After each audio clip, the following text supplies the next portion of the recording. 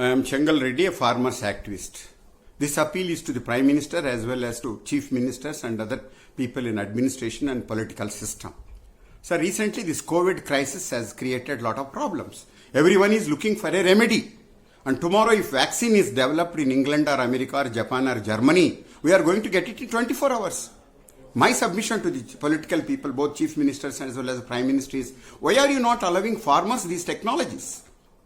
You have seen in the last 20-30 years, TVs, mobiles, cars, every technology, especially the medical sector has got the best technology that is developed in any other part of the world, be it Germany, Switzerland or America. You are making it accessible in our hospitals. You are training our doctors. So likewise, our own computer boys are going to America and heading all the multinational companies. In the last 20 years, the central government is not allowing genetic technologies. I'm asking you why? What is your problem? What is your objection? So you are importing genetic food. In fact, we ourselves are eating every day genetic material. It is BT cotton edible oil. You are imported genetic soy oil from Brazil, America, Argentina, and mustard oil from Canada. You are importing. And ready-made genetic foods are all sold everywhere in this country, including all the super bazaars, be it in Delhi, Hyderabad, or Bangalore.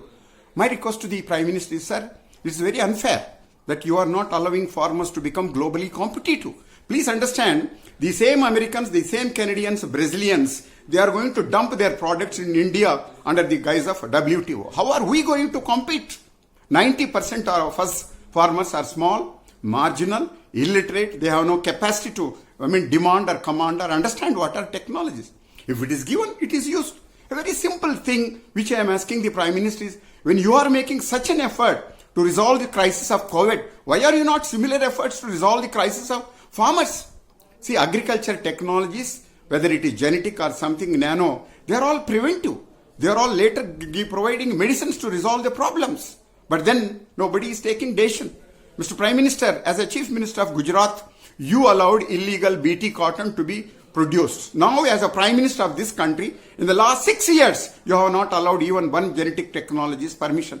Even though our own Indian scientists, our own Indian industrial investments, our own research people have done research into this mustard and banana and brinjal and then the cotton and all.